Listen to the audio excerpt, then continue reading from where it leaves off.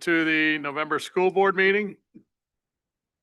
First thing is the Pledge of Allegiance. Everybody please stand.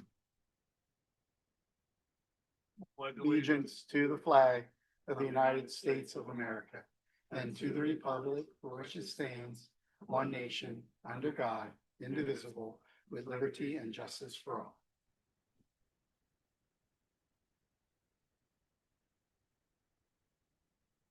All right.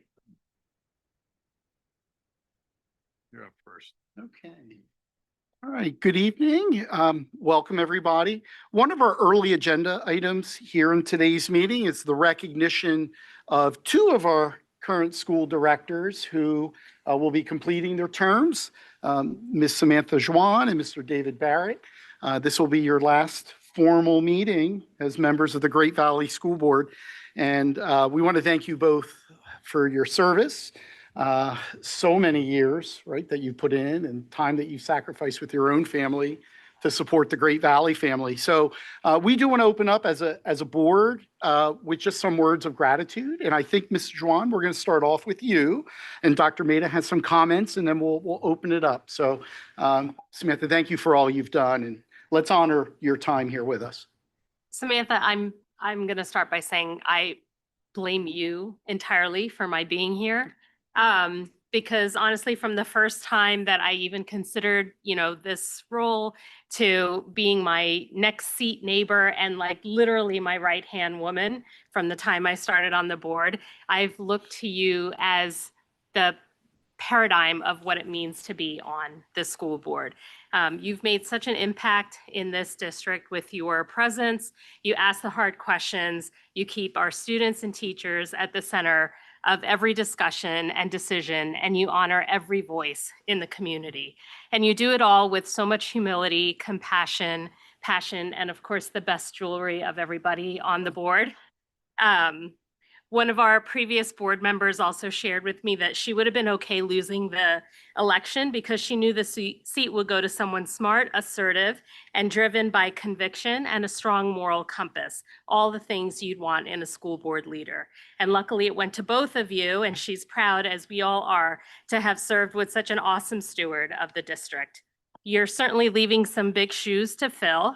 Thank you for the gift of your leadership, your mentorship, and your time. I personally will miss you and you, Dave. So I'd be lying if it didn't make me just a little upset, the wide grins that you two have been walking around with as you prepare to step away. But honestly, that is exactly the kind of joy that we are wishing you as you reclaim your Monday nights.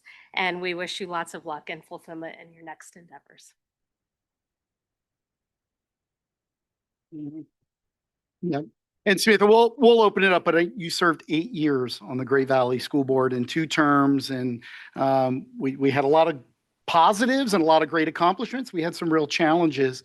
Let me just open it up to your colleagues. Are there any other comments regarding Samantha? I would like to second that. I fully blame you for being here, but also thank you because you taught me everything I needed to know about an election, and you did it with grace and compassion and just conviction, as Neha said, for what the right thing for students and families are. So thank you. So now we'll put you on the spot. Is there anything you'd like to share? Thank you. It's certainly been a journey. A lot has happened in 8 years. When I started on this board, we knew our district was growing and we didn't know where we would put all the students. And here we are a year after having opened a new 5-6 centers. There was a lot of thought that went into that. One of the hardest things was managing through the pandemic and all of the controversies around that and making sure our students were educated. We've had we've had changes in our demographic makeup here. We've had lots of things happen in these 8 years, and I've been really proud to serve alongside all of you and those who came before you, who were in my first term as well. I think I'm lucky to have served on a board where we have such strong people who are rational thinkers, who everyone I've served with on this board has had the students and the teachers first and the community first, which is great. There's been a lot in the news about boards. When I say to people I'm on a school board, they say, oh, and I said, no, we really have a really good board. It's yes, we have hard decisions to make, and but we have great people, and I know that the people who are coming, after us will be great also. And thank you to making this such a pleasant and rewarding experience to all of you, to the board members, to the administration, and to the community at large as well. Thank you. Thank you. And Samantha, just as tokens of our gratitude, there are two gifts there at your table. One, yes, the small bag is a token. It just memorializes your time with Great Valley. You'll see it's a star with an engraved name and your years of service, something that you can display and think of us in years to come. All right. And the other item, I'll let you be surprised as you take a look. It's a picture of all of us. So every Monday night, I'll take this out. Yeah. Yeah, and put it on my, yeah, no, but this is Here, great. glass Thank of you. wine.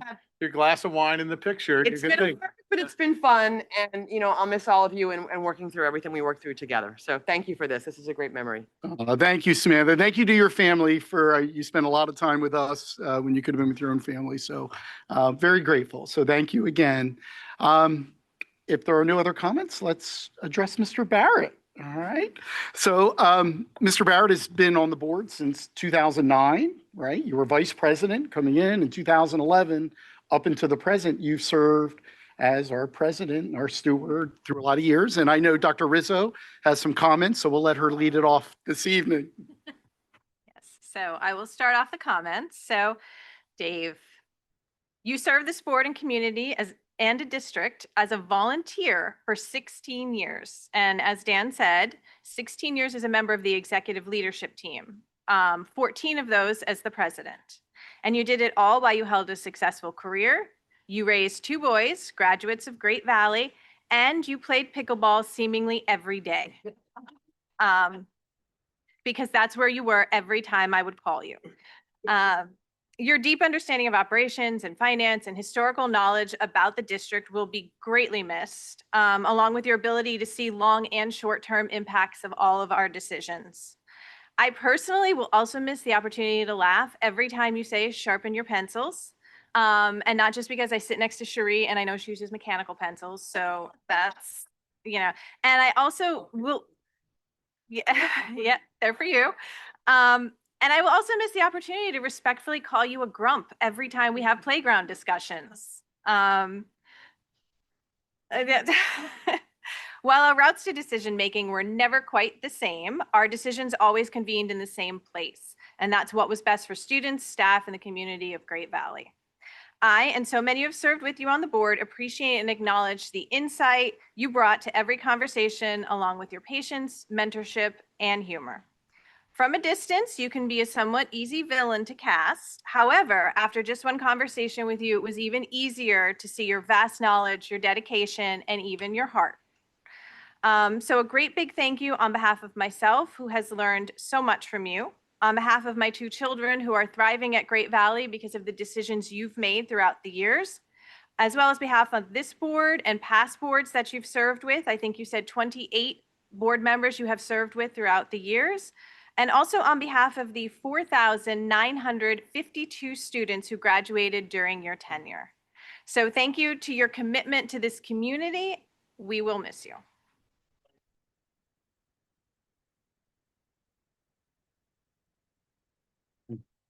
No, great words. Thank you, Dr. Rizzo. And I know, Mr. Barrett, you and I spent a lot of time talking, times where you call me, where I call you. And I think, as a rookie superintendent coming in right before the pandemic, I think we had shut things down in March.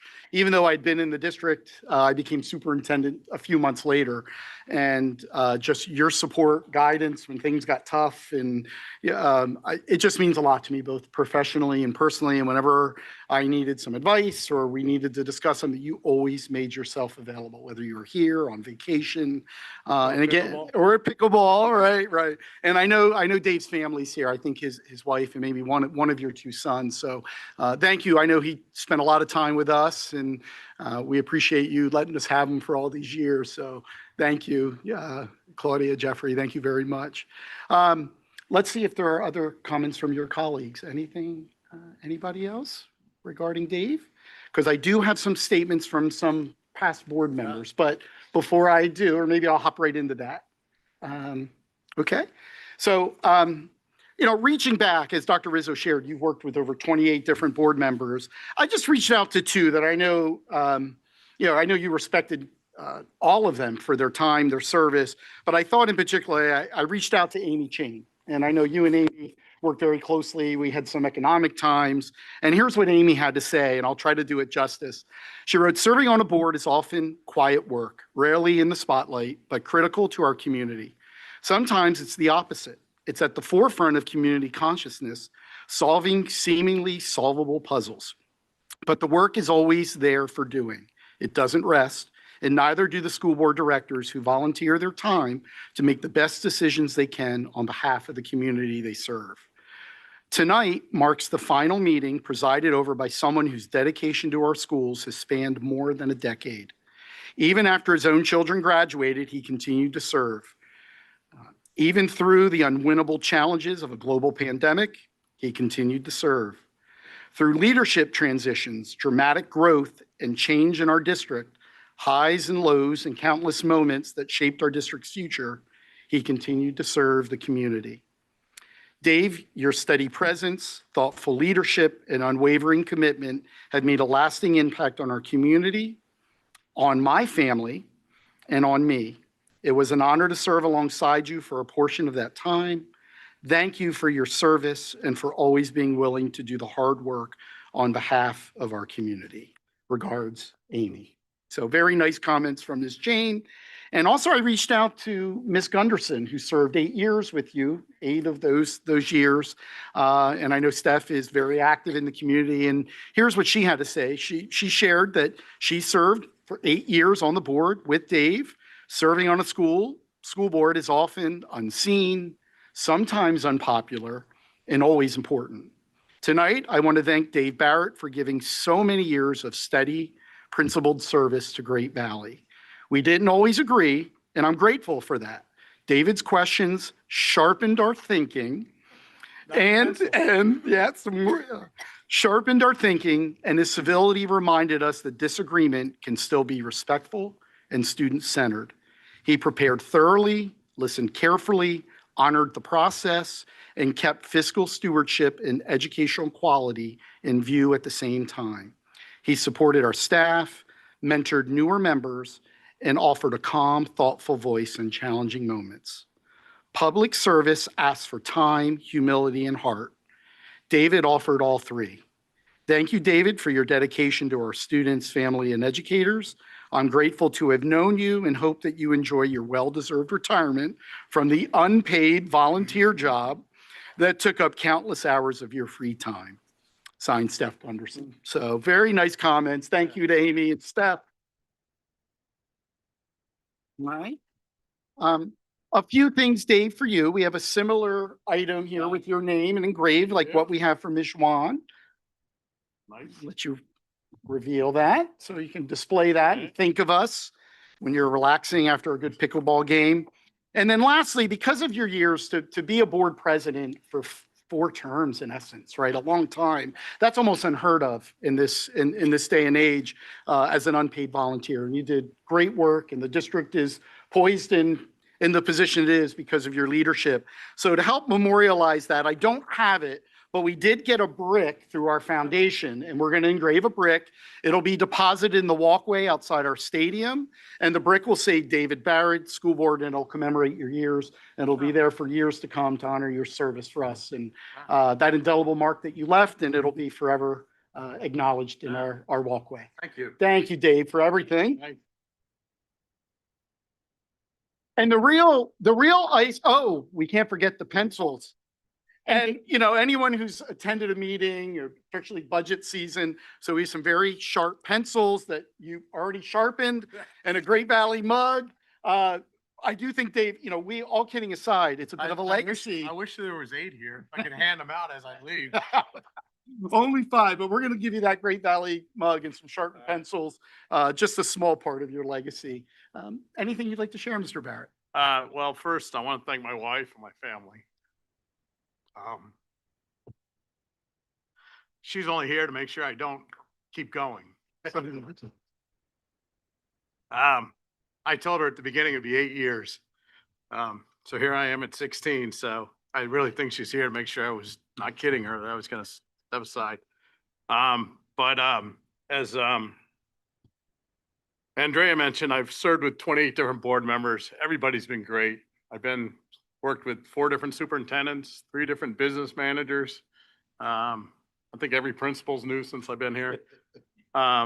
So, it's been great to work with everybody, teachers, staff, 2 union leaderships, I think, since I started. It's all been good. I've always supported them. She doesn't believe me. No. But I think you hit the nail on the head. Everybody that I've ever worked with here, it's always had students in mind, making sure that students were getting what they needed. And that included the right staff, and everything else that goes along with it. So I just want to thank everybody for allowing me to do this. Thank the board for allowing me to be president and serving you. I appreciated it, and I'm going to enjoy retirement. For you. Yeah. Well deserved, Dave. Thank you for everything. And the real of all the gifts, they keep coming. You do get to take your nameplate at the end. Leave the wooden base, please, for your those we don't have. But please, as a memento, make sure you take your plate. We'll remind you. But thank you both for service. Mrs. Gallegos couldn't make it here this evening due to a prior commitment, but she did give a statement, and Dr. Maida is going to share that. So from Rachel, I'm so sorry I could not be there tonight to send you off properly, but send my best via this message. I so appreciate working with you both on this board for the past few years. I've learned a tremendous amount from each of you, and it has made me a better board member.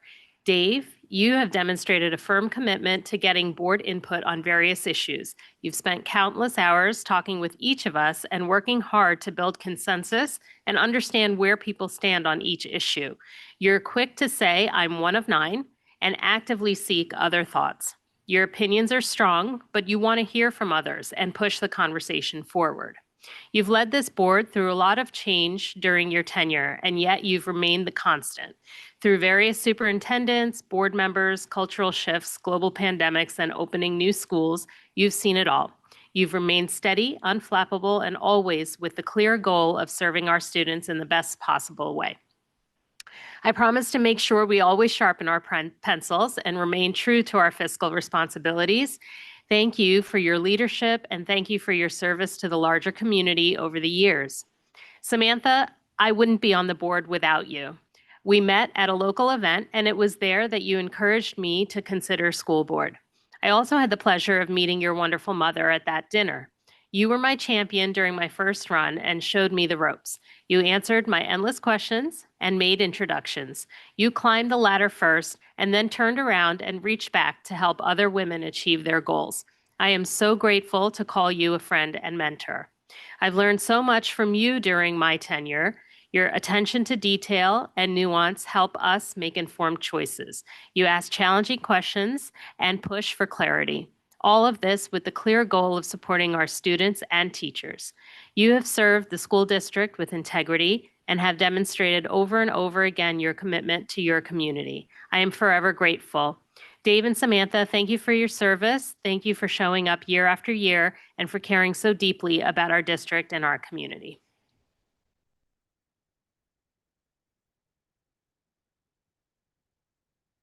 All right, thank you. Alright. My one last meeting, so here we go. Samantha's last one too. Best part, student council report. Yeah. General Wayne's on the list first, so let's start there. Come up to the podium.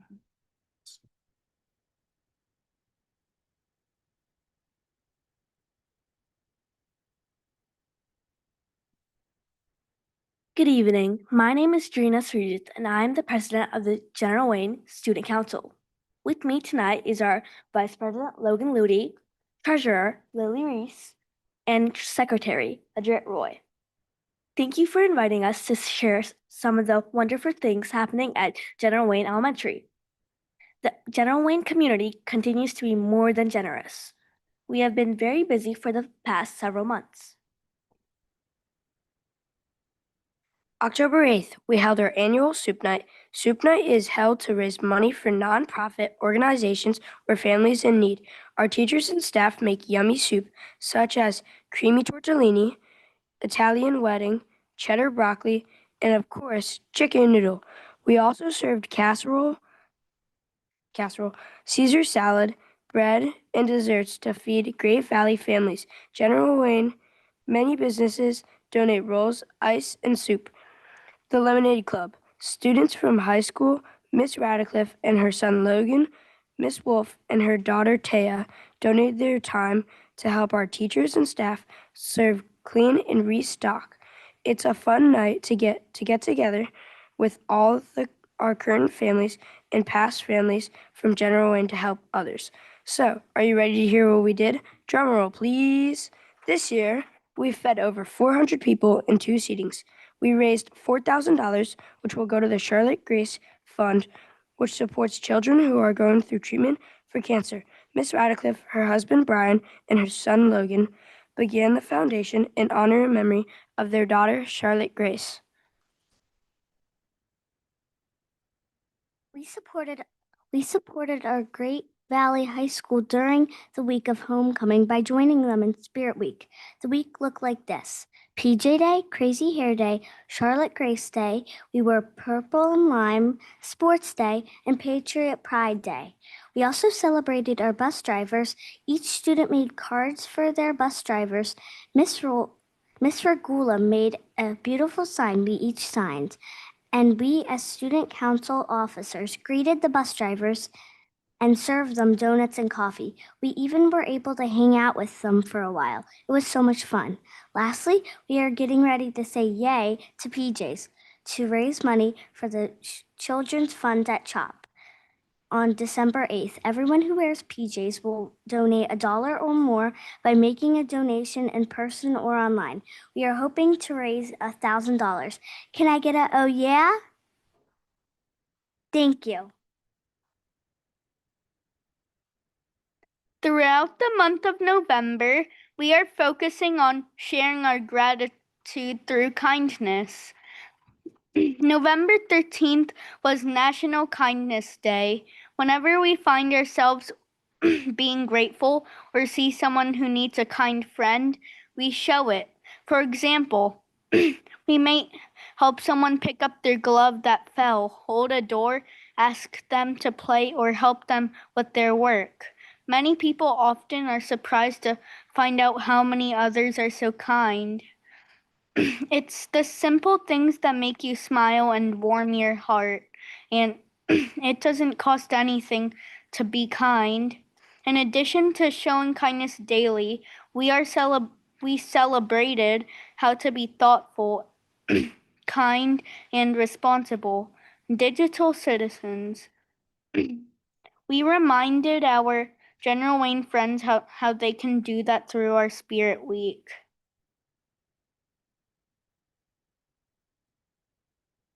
Lastly, I'd like to ask each of you, as our school board members and as administrators, can you please visit our classrooms to see how we are working towards being community leaders just like you? Thank you for inviting us to share our General Wayne pride this evening. We are honored. Have a fabulous week. Thank you. Thank you. Yep. Good job, and thank you, Ms. Salvatico. I know you support our students. Oh, was there another comment? Oh, okay, all right. One more Thank you. Good job, everyone. Good job. though. All right, Sugartown, you're next.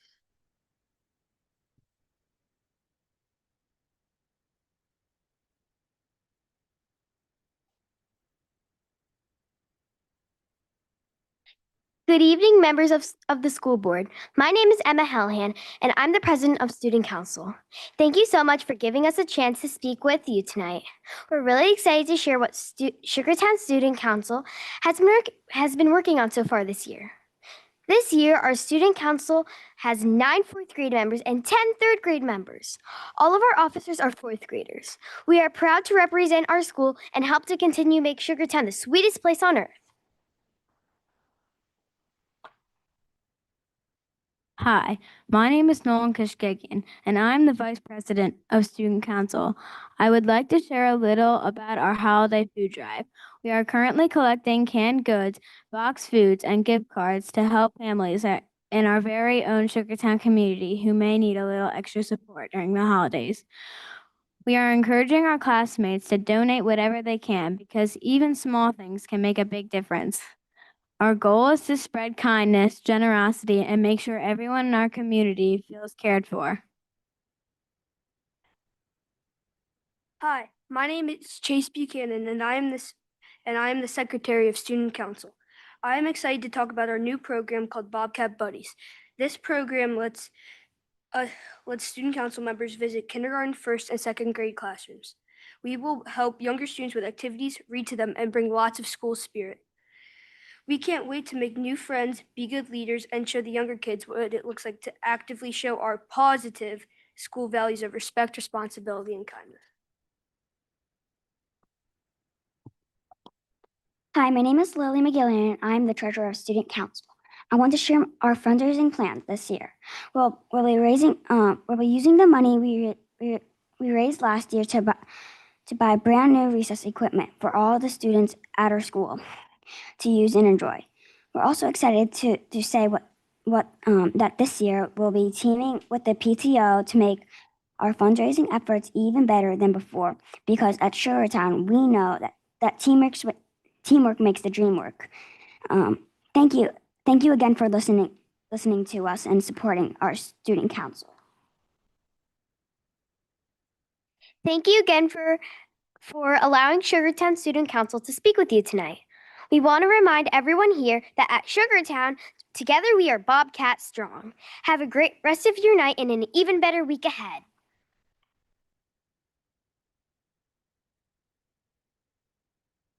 And I want to thank Ms. Hornberger and Ms. Walters for their support. Thank you so much, and good job, students. Very well done. All right, high school report. Tough act to follow. Good luck, Justin. No. Hi, everyone. It's Justin again. It's good to see you all, and I'll be sharing everything that's happened at the high school over the past week or so.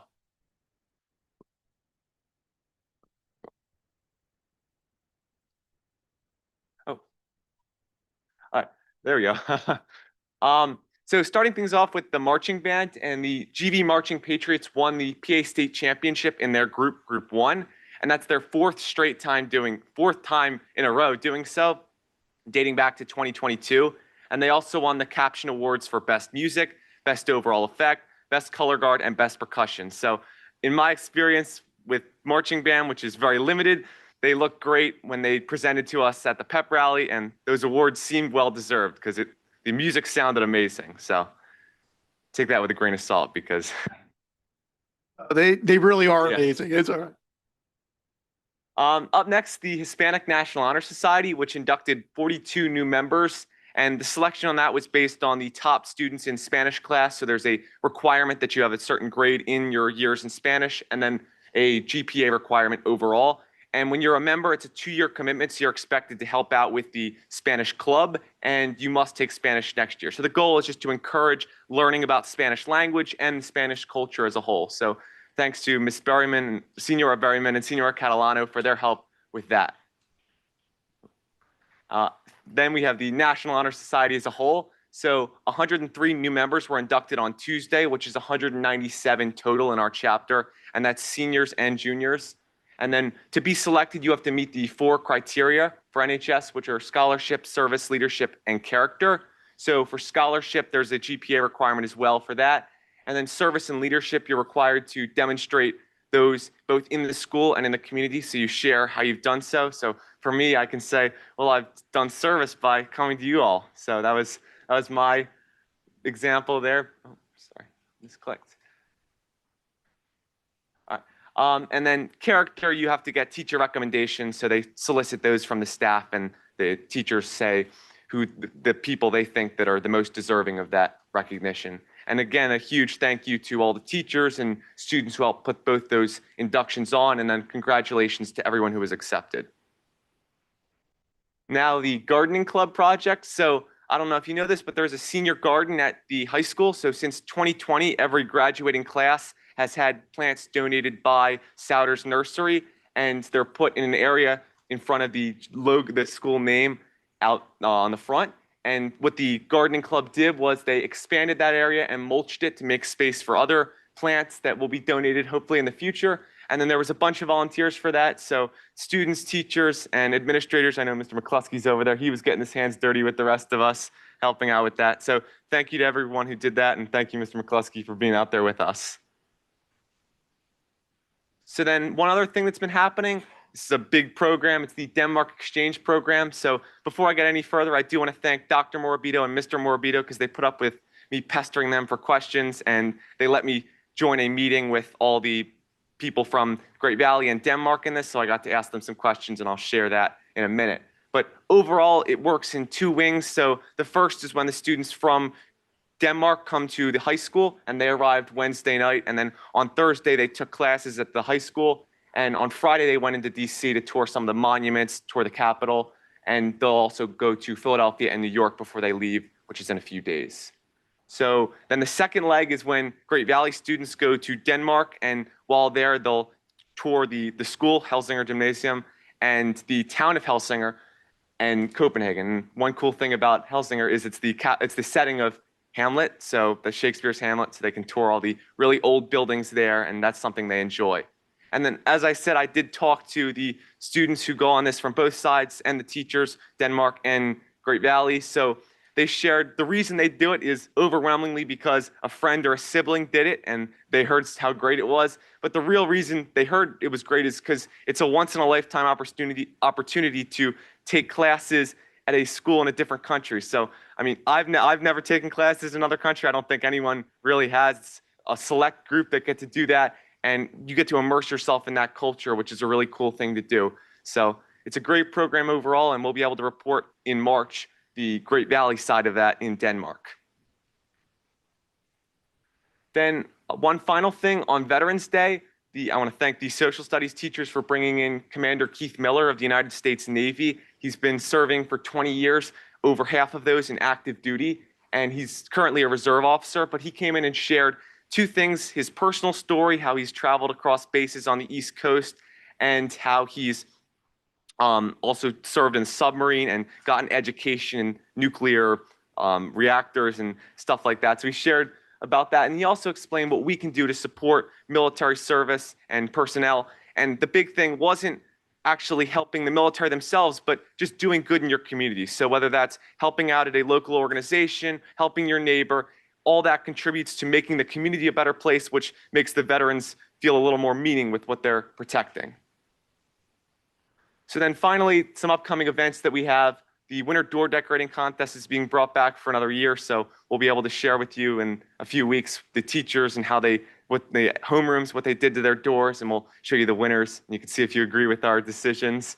And then the winter sports are starting up soon, so we'll be able to present on those. And then there's two concerts, the instrumental and winter choral, on the 20th of November and the 11th of December. So you're all welcome to attend those concerts, as is everyone. And we'll be able to present how those went in the future as well. So as always, thank you for letting us present on the high school to you, and special thanks to Ms. Schwan and Mr. Barrett for your service to the Great Valley community.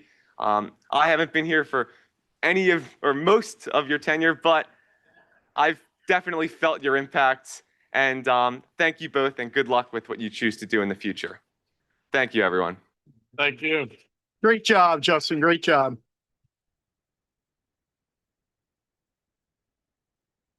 All right, all the student council people, members can grab your parents and you can leave at this point unless you want to see a lot of exciting stuff. Thank you for coming out. My wife can leave too, because I really am not going out again.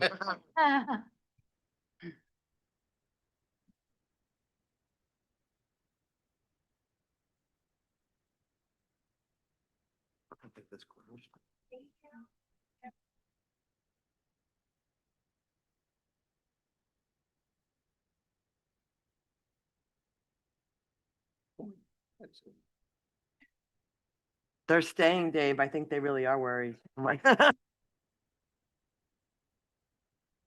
she's gonna walk you out the door tonight to make sure you. I didn't mention that I convinced her to join the school board. So indirectly, You should thank. yeah, see? We all pass it I around. tried to talk her out of it. All right, board met in executive session to go over personnel and some personnel issue and some information. Secretary correspondence, No correspondence this evening, Mr. Barrett. all right. Chester County Intermediate Report, Meeting is Wednesday. I was so looking forward to hearing one more. All right, legislative report. Well, the big news is that the state budget passed, which includes school funding and also some changes to school code. And so Dr. McGivney is going to speak a little bit about that a little bit later on, right? Isn't it? Yeah. Doctor, sorry, Doctor. Mrs., I don't know. what- Too long. Doctor, for me you are. Professor McGivney. For me, she's the professor. She'll speak a little bit more about that. We haven't had a legislative council meeting since then, but we were all awaiting this with bated breath. And I know there are some districts who are still trying to push back because the ones who had to borrow money to cover their budget are now pushing the state legislature to try and get some kind of reimbursement for the interest they had to pay. So thank God that's not us, but. All right, foundation report. Foundation met on this past Thursday. 3 main bullets, discussion on their annual campaign, working on their venture grants, and I know Dr. Gafredo talked about, I guess, early interest with the activity bus that's in their plans for the coming year, in the spring, correct? Yeah, that's what we're Right. hoping for, correct. So I did, if that concludes, I appreciate the report. And I know the board has asked before about the activity bus. So the foundation, the better part of 2 years ago, raised some funds. So we are looking, we'll be doing a survey in the very near future. We have designated dates for some of the schools and we'll get a survey and we'll see how it goes. And if not, we're going to target the elementary grades. And by elementary, I would include the 5, 6 in that. We'll see how that works. If we can get it up and running in December, maybe January at the latest. We'll see how that support goes. If that doesn't work out, we can always try the middle and high school. So we do have some funds and the foundation will be arranging that bus. So we're working on those arrangements as we speak. So thank you for the report. And please give to the foundation, especially if you are in favor of the activity bus. So I know the high school one years ago. We used to have a high school one many years ago. See, it's a history here. Yeah, it is. That's The struggle with high school age kids is they typically find a ride home with their friends. So it's very underutilized. But with elementary or middle school, it might be a lot more interest. So, yep. All right, moving on to committee reports. Instructional Technology and Curriculum Committee. Yes, we went on November 10th and we discussed a lot of things, especially around the work that our ELA teachers are doing with word study, instructional planning, vocabulary, morphology work. So a lot of really great things happening. We spent a little bit of time talking about grade 7 accelerated mathematics. So our middle schoolers have the opportunity, some of them, to enter an accelerated math course in 7th grade that kind of combines 7th, 8th math and then maybe a little bit more even, and that can keep them, if they choose, on a pretty accelerated path through high school. So the team has been working very hard on kind of laying out those options to students and families, effectively communicating that to families, and then also ensuring that students have, that the teams have all the information they need to recommend students for this accelerated class. It is high school program of studies time again, so an updated program of studies should be coming our way in January, and we'll see what cool offerings they have there. The student information system, we are joining the 21st century with our updated system, hopefully, and we'll hear a little bit more about that later on. Professional development has been happening, principal meetings have been happening. Family conference time is happening, so those will take place next week. So if you haven't already, please, I think the link closed actually. So if you missed it, but you still want time with your teachers, I believe you can reach out to them. And then one interesting thing that I learned is that prior to this year, our specialist schedules, like our literacy specialists, our gifted support teachers, our band orchestra teachers, did not enter their schedules into a master scheduling system. They were using spreadsheets, kind of going back and forth to people. So now we are finally in the master scheduling phase that will help us kind of utilize their time more effectively and also more effectively plan student schedules who need one or multiple supports from these specialists. All right, thank you. Facilities has a meeting on Thursday. And that concludes that. Superintendent update. Yep, thank you, Mr. Barrett. Before I begin, I believe Ms. Juan mentioned about the budget. I'd like to devote a little bit of the time to Mrs. McGivney to just talk about high-level overview of the budget, what that might mean for Great Valley, and then we can certainly come back in subsequent meetings. But with that passage, we wanted to share some information with you. So, Ms. McGivney? Yes, thank you, Dr. Gafredo. Yes, exactly like Mrs. Juwan said, after 4.5 months, the state budget has passed. That budget does total $50.1 billion. And it was passed as of November 12th, last week. Great Valley has already begun receiving some of its funding. So we've received our transportation funding. We've also received some of our Social Security funding, and we're looking to continue to see funds as early as continuing next week. So we're starting to see some of that funding come through the PDE payment portal is how we receive it. We've also been notified that we will be receiving an additional estimated funding of $215,059, which is a small increase from what we were receiving before. We will receive funding, additional funding, totaling that $215,000 in the areas of basic education, special education, our Ready to Learn grant, and some cyber savings.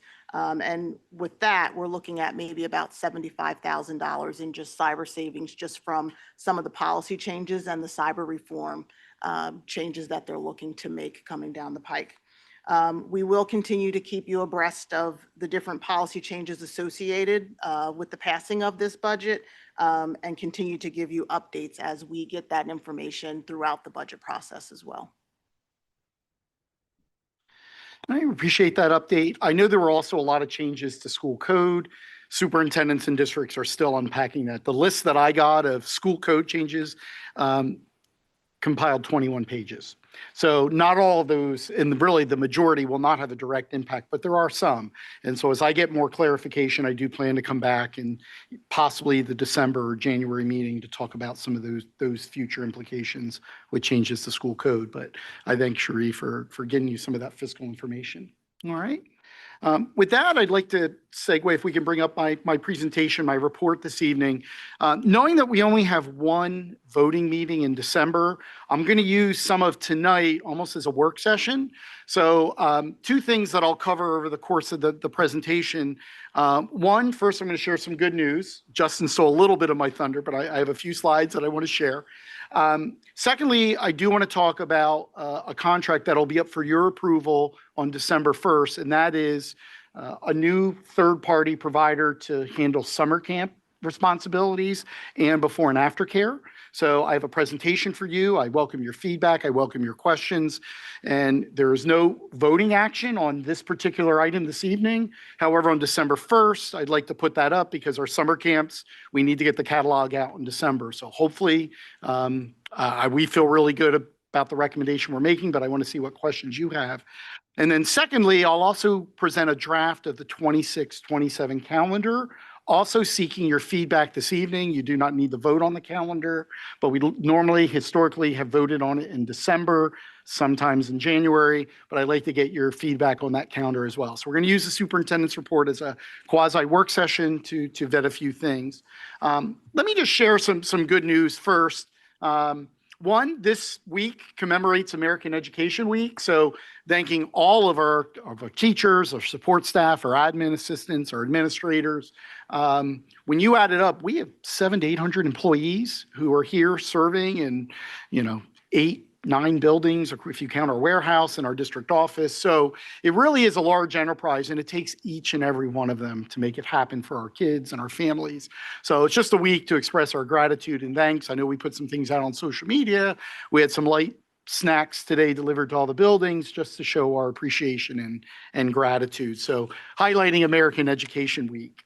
Also, our marching band, Justin alluded to this. We know they're very talented. They win awards quite regularly. We do have a slide up for them and just sharing their accomplishment. But as Justin alluded, they won the state title, and then they went on to get second in their national title. Here's a picture as well. So congratulations to our marching band and the whole network of parents and community members who are behind them supporting their efforts, because they don't do it alone either. But we're very proud of our student musicians. Moving on, shifting, we had a team from Charlestown go out to Harrisburg. There's the PENSI, it's the Pennsylvania Safety Institute. If you look closely, I'm the guy at the top of the steps, so I had the opportunity to go out. All kidding aside, this is probably one of my favorite days of the year. I got to spend an entire day with the team from Charlestown. In the front of the picture is our trooper who is assigned to Charlestown. As you know, Charlestown School District is not with a local police municipality, that's state police.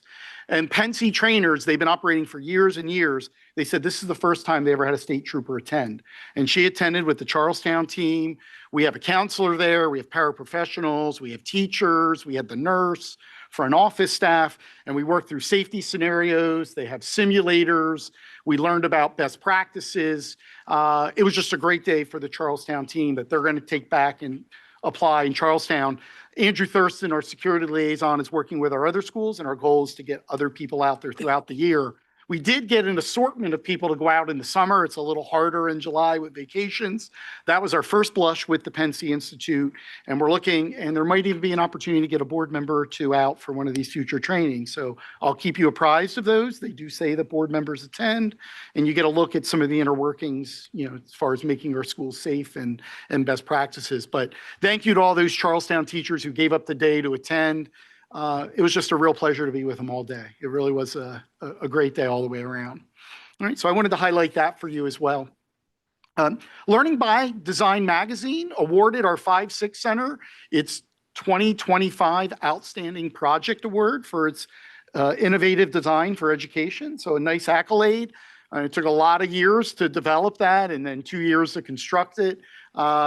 We're still working through things in year 2. It certainly isn't perfect, but the potential and the opportunity within that structure is very promising. And I know Dr. Hammond and Mr. Bray and the whole 5-6 Center team in year 2 is a much calmer year as people settle in and make their transitions. Just nice to see that recognition from an outside group acknowledging the work there with our 5-6 Center.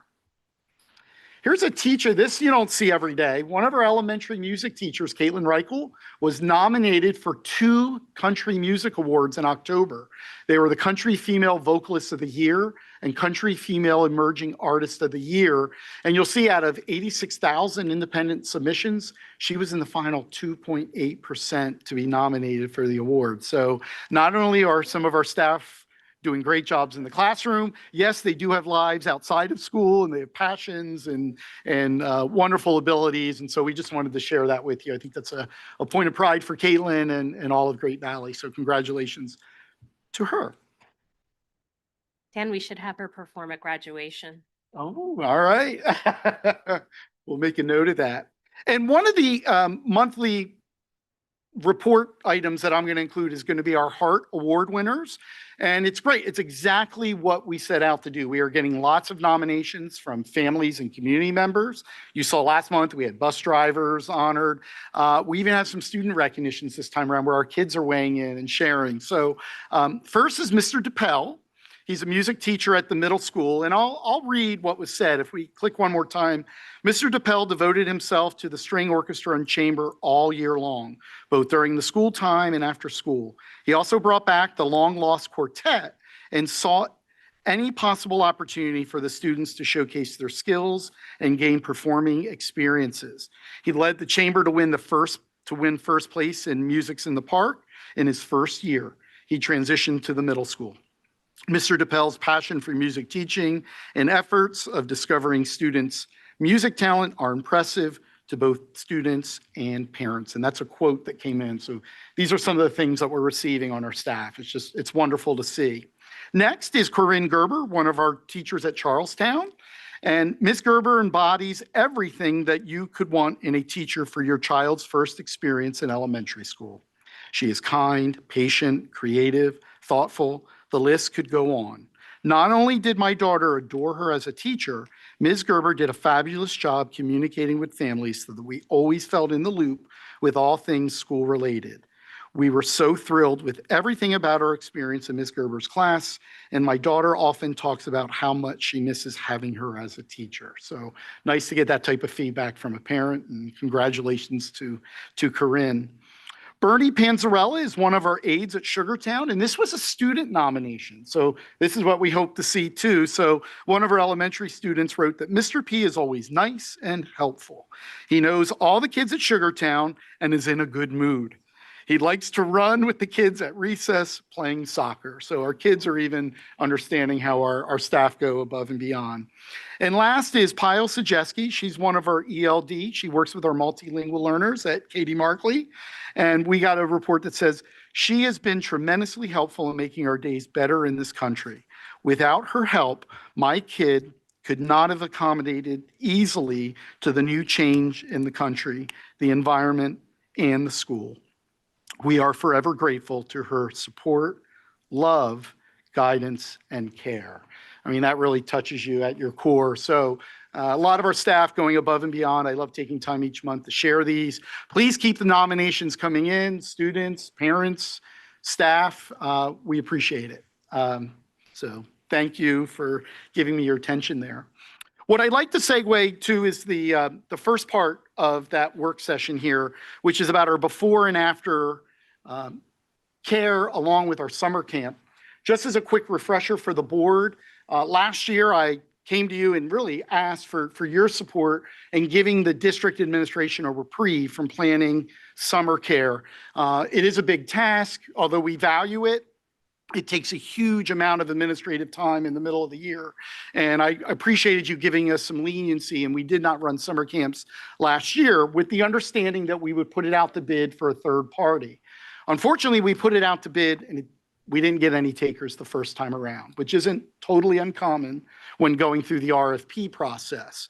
So we decided to also couple it together, both our before and after care, which is currently run by the YMCA, with the summer camp, hoping that the same consistent staff. And when we coupled that and put that out in the RFP, we had about 7 companies reply. So we're able to kind of package it. And so we have a little bit of a process here for you. I'm sorry, it was 5 vendors. So we issued that RFP this fall. We had 5 vendors come in. We had some criteria, which I'll talk about. The panel then evaluated some of the vendors. We narrowed that down. I think we went from 5 to 3. We had them come in and do presentations. And then we will have a final recommendation for you. The goal here is really to get a summer catalog up this month. We'll do 3 weeks of summer work, and then this organization will do our before and after care. And the company that came out on top is on the center slide. It's a company called Right at School. They're the recommended vendor that I'll bring to you on December 1st and ask for your consideration so that we can move forward with this. Some of the considerations, I know the board will want to know, well, why this vendor as compared to some of the others. And we have some of that shared on the next slide. So affordability was really at the top of the list. How much is this going to be for families for both the summer camp opportunities and also for before and after care? And so Right at School, although they weren't exactly the cheapest, they were the next in line and they had a high quality program. And so that family affordability was really key. And I'm looking at the point where if we price it out for before and after care for a family, it would be $1,000 to $2,000 less than what they're paying this year to use Right at School. And so that we had to weigh very heavily in making the decision. We had great people throw in. This was a tough decision to make, but obviously that really helped us. Program quality was really key. One of the things that resonated with us about Right at School is their ability to be flexible for families. If you want one day of before and after care, they'll give you 1 day, 2 days, 3, 4, 5. They're also willing to work and support and build off our existing curriculum. Some organizations come in and have their own program. They're willing to partner with us to do extensions and reinforcement of existing Great Valley curricula. So that was pretty powerful. And again, others were willing to do that. We certainly liked the way they approached it. Staffing is very important as well. One of the things that we really probed with each group is how stable and consistent their staffing will be. You've seen a lot of turnover even here within the Great Valley School District, right? We're seeing a lot of turnover and a lot of positions. We've been seeing that a lot in the childcare realm as well. Right at School really gave high levels of assurances that we will see almost all of the same staff that start in the summer continue in our schools with the before and after care. So you really start to develop relationships with these consistent employees who are supporting both the summer and then the before and after care. So staffing and consistency and retention of staff was another key consideration. Logistics and safety, we talked about their certifications, their ability to address inclusive teams. I know on their interview team, they had 2 former superintendents. They talk about MTSS and levels of support. They really stuck out in our minds as far as supporting students, working with them individually, both to keep them safe if there's special accommodations, but also if they need academic pieces and support. We liked what they had to offer. And then lastly, the communications and partnership. They will completely take this burden off of the administration, which is why I came to you in the first place. Everything will be set up in the month of December. We'll get people signed up. They'll do the recruiting. And then we should be ready to offer a catalog to our families in the month of December. I know that's important to the board. And so we made that really a prerequisite as we went down this process, that all of the vendors needed to be able to turn this around in December. So putting all that together, it was a really tough decision. I was glad that we had good work. So for this remaining year, the local YMCA will continue out with our before and after care. They will still offer summer programs and they'll have other camps and opportunities too, in addition to what we offer. And I really want to thank them, but we did have to make some tough decisions. And so Right at School will be the recommended provider for you on December 1st. Let me stop at that point and just see if there's any additional questions or feedback. I have a few, just to clarify your very last statement. When you said the YMCA would continue and they would offer summer camps and things, that's on their own, right? That's at the Y. Correct. You're just saying they still exist out there if you Yeah. don't want to go there. They can still rent our facilities and do it. In addition, if some parents might not want depending what the offerings are, and we've always allowed that anyone in the outside could rent one of our facilities and host a camp. A question I had, I remember it wasn't that long ago that we chose YMCA for aftercare. And I understand that it benefited us for the RFP to have one vendor, probably benefits benefits the school district as well to have one vendor for everything. But that was just a couple of years ago, wasn't it? So like, how is that? I just wonder, do we lose anything by having one vendor do both versus I know we couldn't find a camp vendor though, but by having an experienced after-school vendor continue with the after-school? And are we concerned in any way about the turnover for the parents who just I remember it was a big deal that we were moving to YMCA just a few years ago. Maybe it was more years ago than I can remember. I thought it was about 2.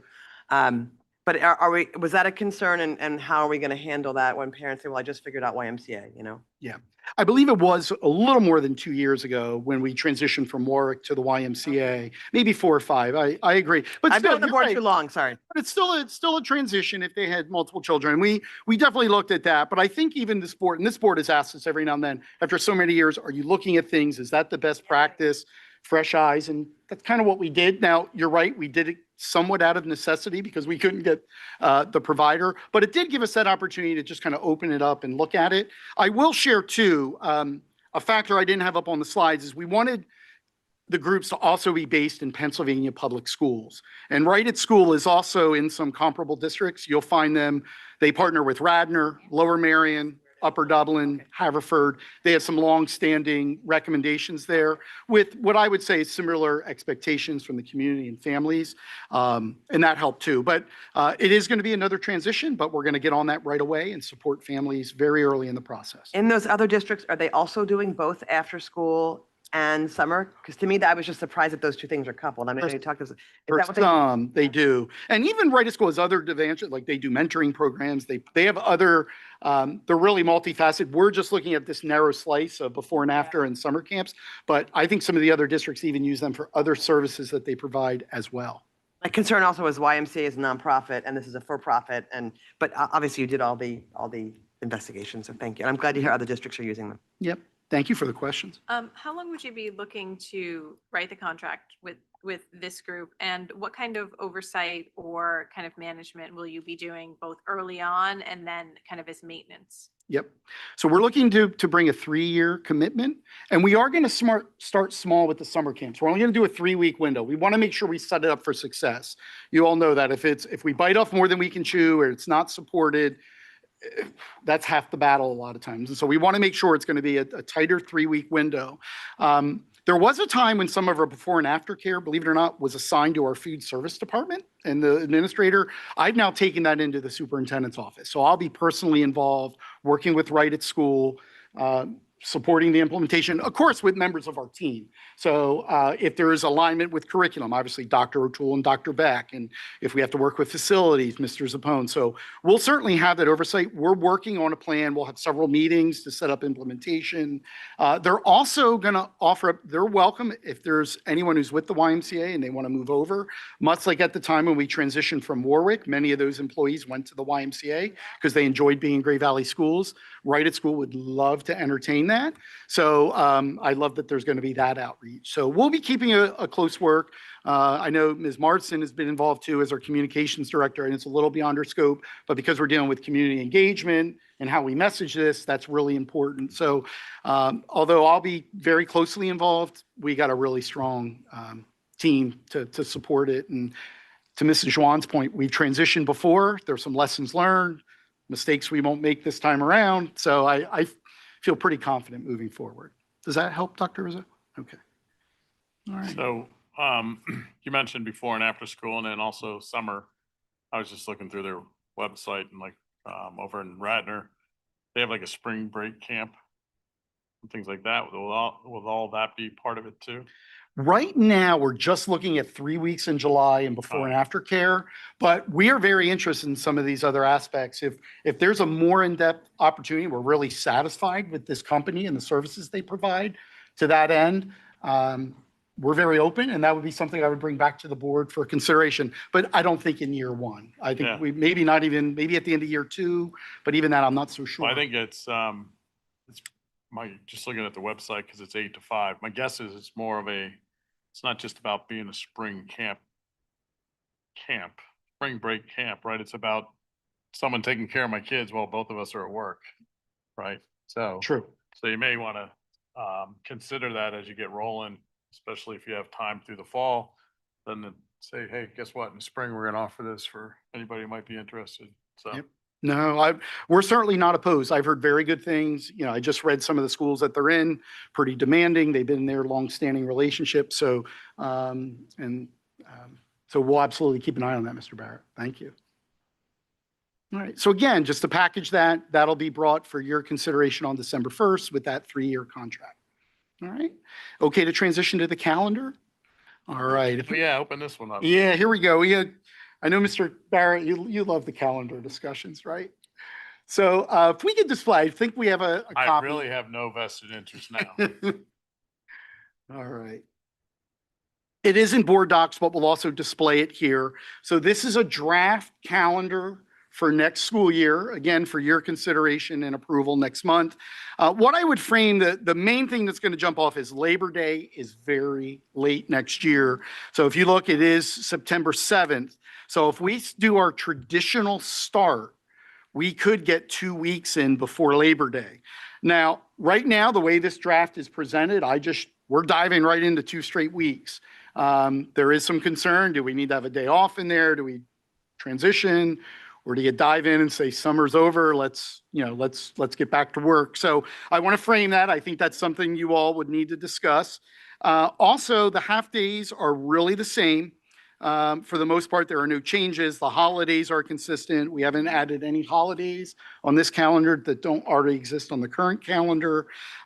By starting and kind of getting so many days in early, we do end a little earlier than we have in some traditional years. So I do like that idea of ending in the middle of that second week in June. But I think the calendar speaks for yourself. There really aren't any large twists, but that opening is something that I wanted to highlight and just get your feedback on. What is the last day of school this year? I believe, who can help me on that? The 15th, maybe? Something like that. 14th or 15th of June, I believe.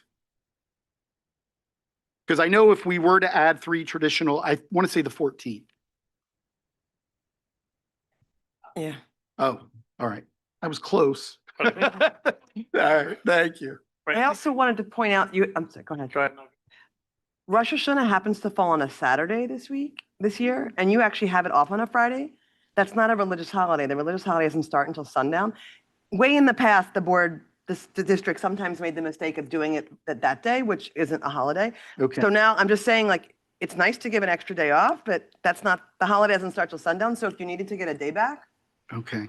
Have we done that historically? Is this? I don't think and it's fallen on a weekend in a long time. Okay. But I remember once when my daughter was little, you probably heard me say this before, they gave off the different administration, they voted and it was the day, they had given that day of, which isn't the day because it doesn't start till sundown. People don't celebrate anything or go to synagogue or go to their families until the evening. So Think all if the- you needed that day for something else, Right.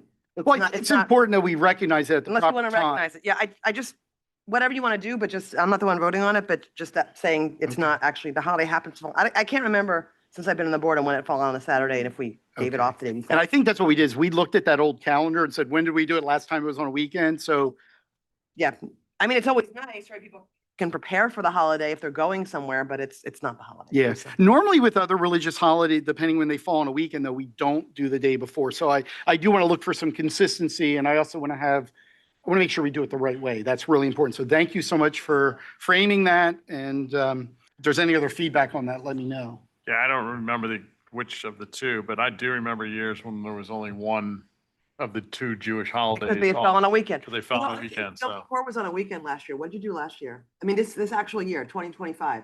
I could double check, but I think it may Yeah. have been, I And think then it may have just, been on a weekend. I mean, and remember too that even though it's on, like you said, it starts at sundown, right? There won't be any sports that night because they're Yeah. always held Thursday night. Yeah. Correct. Yeah, that we have honored, but it's important that we get this right. And so for this year, yeah, I'll have to bring up. You could look that up before, Okay. just, yeah, I think to Dave's point, consistency is, or your point, consistency is good. Just wanted to point it out to you all. Thank you. Also, I mean, you can give it back as in-service day, I mean, a school day, right? That week becomes a 4-day week, not a 3-day week, which is kind of tough too. And makes your end of the year sooner. Yep. I mean, personally, I think you ought to jump into the 2 full weeks and get out as early as possible in June because I think most people would recognize that come Memorial Day, everybody's burnt. And any day after Memorial Day is not a lot of value. So, and even when you look at the AP tests are in the beginning of May, right? So the Okay. more time you give kids to be prepared for those, the better versus, running into the late June. I did just look this year, both of those holidays fell on weekdays. It might have been last year, but there was a recent year when one of them was on the weekend, so you could check out and see what you did. Yeah, absolutely. We will do our homework and I'll be prepared to make a solid recommendation on the first. Well, you've got Samantha and I's input, so. Right. Dan, Thank- can you remind us about how the snow days, the virtual snow days are going to work, and if possible, the status of kind of where that application is right now? Yep. So we're approved for the next couple of years. So we're good with the FID days, the flexible instruction days. This year, our approach, because we had to do a lot of training for the staff, we didn't want to have to use a day early and not be prepared. So we've still been doing a lot of training and working forward. So our approach this year is to do 3 traditional snow days first, then add FID days. We'll see whether we're going to use any or not this year. For this draft calendar, if you look at where the school year ends, if the staff are going to wrap up on the 9th, My recommendation for next year would be to only add 2 traditional days. This way, we're not having staff come in on a Monday. That gives them that extra week. So my recommendation would be just add 2 additional days. That means the kids would end on the 10th, staff would come in on the 11th, and then everyone's free that following week to enjoy vacation. So that's my rationale, my thinking on that. So I welcome other viewpoints, though. And you're gonna say you had enough of me, but it's okay, I'm going away. 2 years, I found the calendar from 2 years ago. Yom Kippur was on a Saturday. You made it blue, you recognized it on the side and put it in parentheses because you didn't have a day off because it was on a Saturday. So Okay. Thank you for that. I appreciate the help. Thank you. It's important that we get it right. I just, one other thing, Dan, and I don't know the answer for sure, but just to check that the sundown into the next day celebration may also impact Eid in March, because I think it works the same way. So just, Monday, 8. I think it starts sundown Tuesday into Wednesday. I don't know for sure, but something to check it.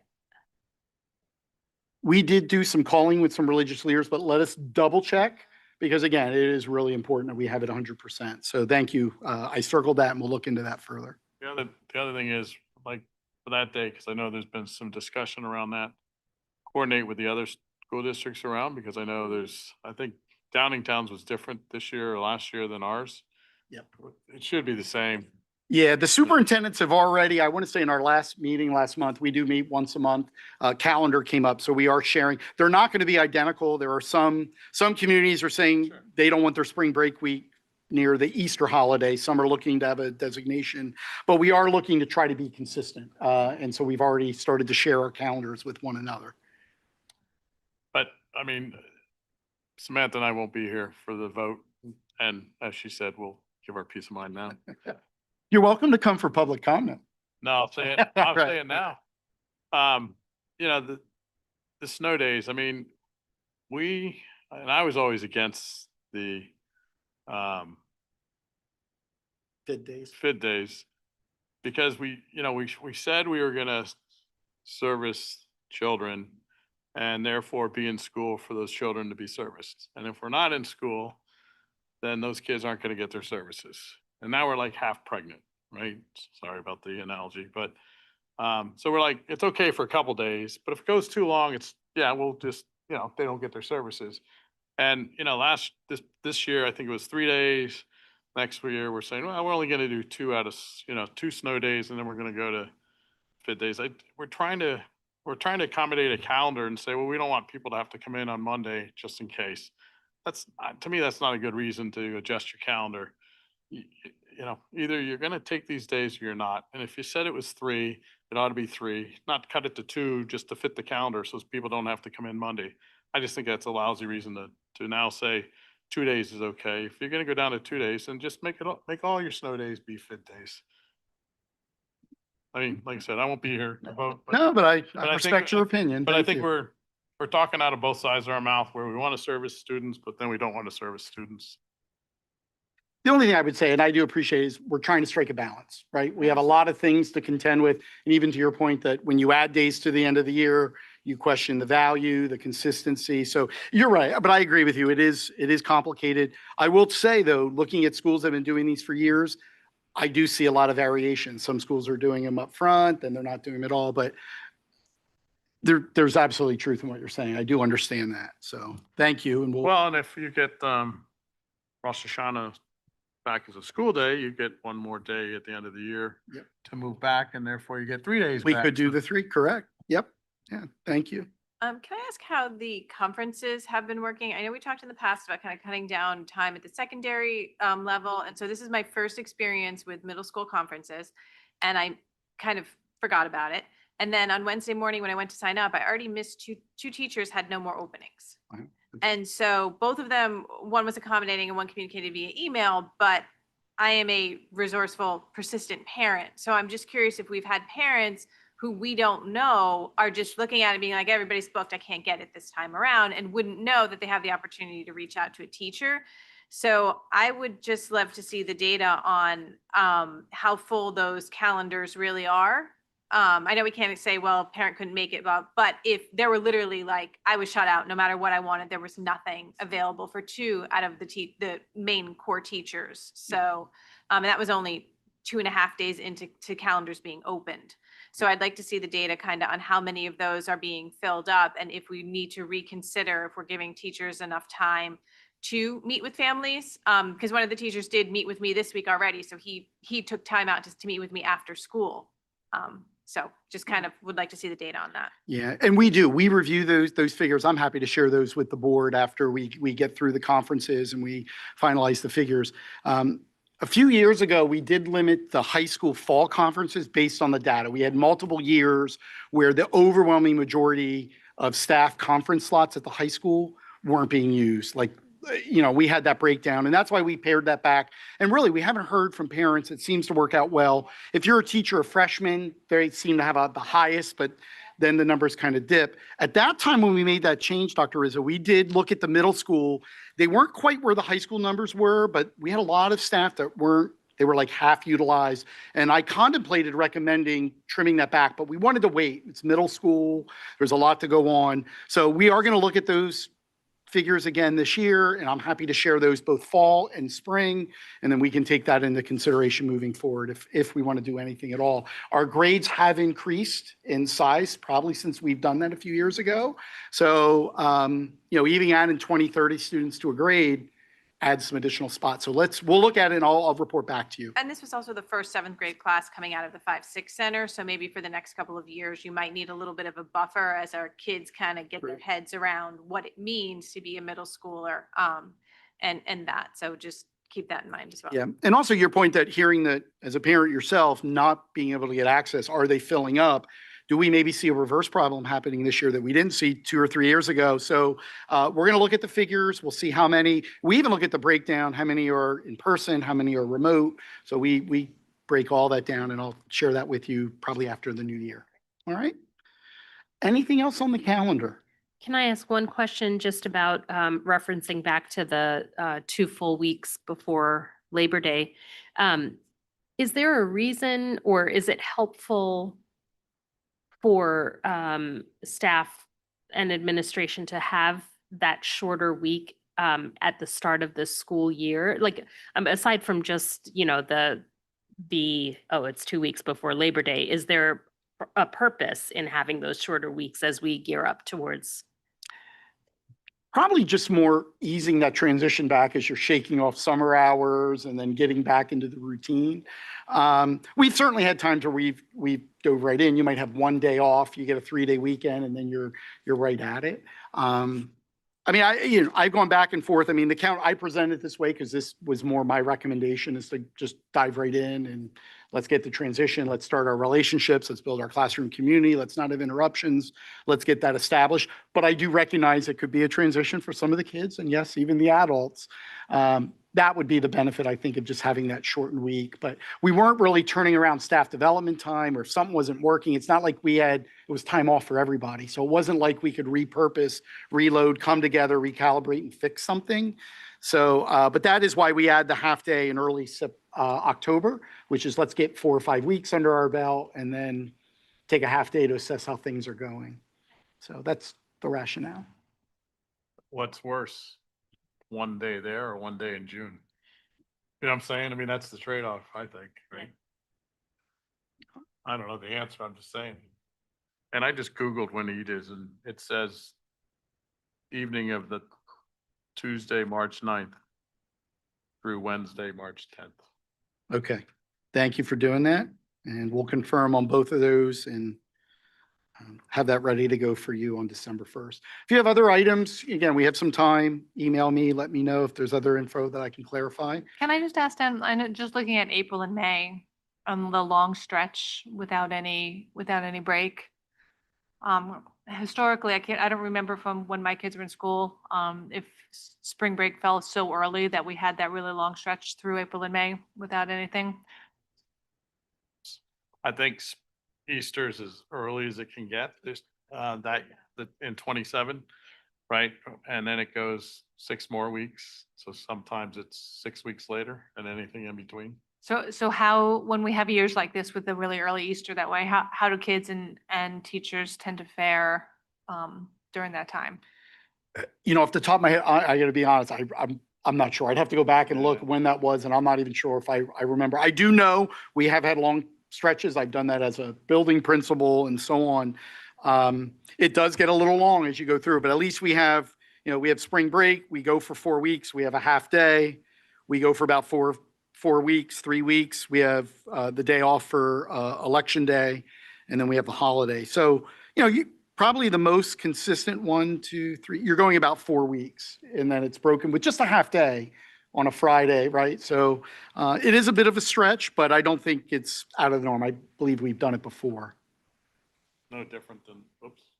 It's no different than from the end of September all the way through the basically middle of November. Yep. Only 1 half day. All right. Well, thank you. I appreciate your flexibility. I know this is a voting meeting, but with just 1 meeting in December, these were things we needed to discuss a little bit tonight. So I believe that ends the report for me, Mr. Barrett. Thank you. Your last superintendent's report. Thank God. I'll sign a copy of my PowerPoint and send that to you. It was a lot shorter last week. Thank you, Dr. O'Toole. All right, that ends the superintendent's reports. Now I'll open up the podium for anybody who has any public comment on any voting agenda items. Welcome to come to the podium at this point.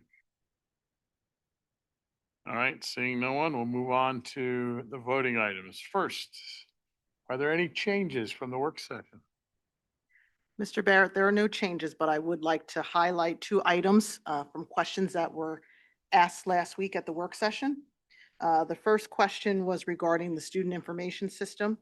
Some key factors and highlights to Infinite Campus, who is the recommended vendor for the student information system. It does offer intuitive, streamlined interface that makes navigation simple for both staff and families.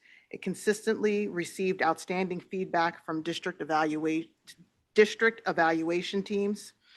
It includes robust options ensuring scalability as needs evolve.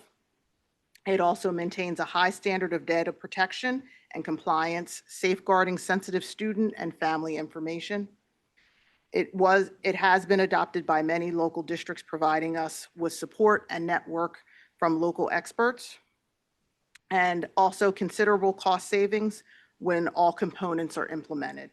That would also be inclusive of special education, eHall Pass, and any payment processing systems such as School Cafe and the student activity payment process. And then the second question was around Bloxels and what that cost was associated with. The purchase price is $2,550. That does include the school bundle of 300 license plus 325 license. That brings it to a total of 375 for all of our second grade students.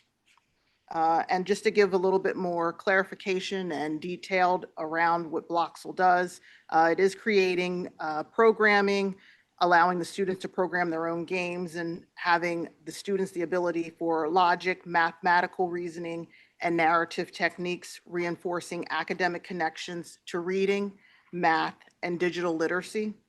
And it also gives them the opportunity to foster creativity, collaboration, and computational thinking, serving as a scaffold between storytelling and coding.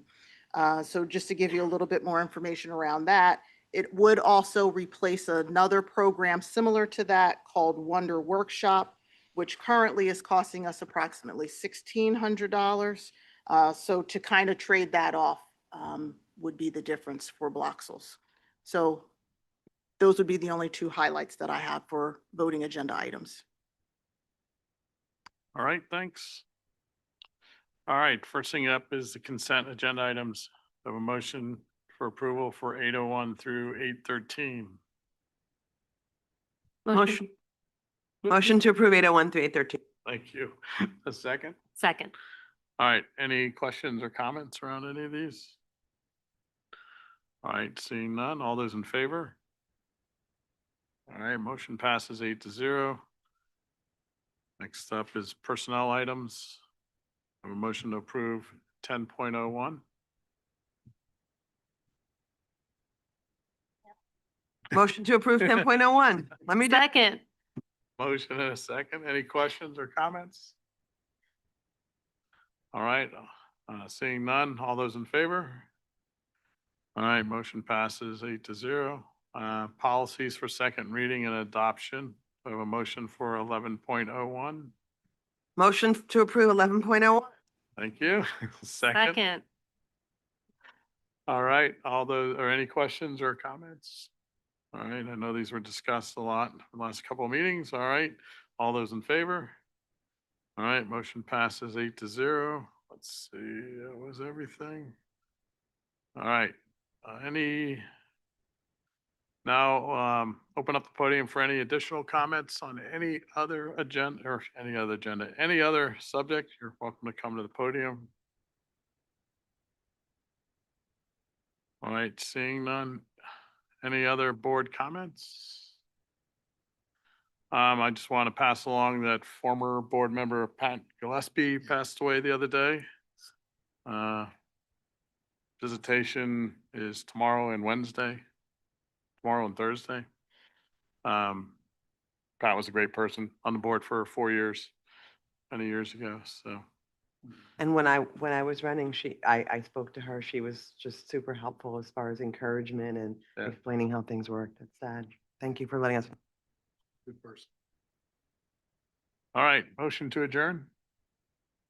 Yeah. Motion to adjourn. second. I don't want to go. Let's Use stay. the gavel, Mr. Gary. You got one, Mr. Barry, one more shot. You can use the gavel. Motion passes. There you go. Thank you, everyone. All right. Thank you.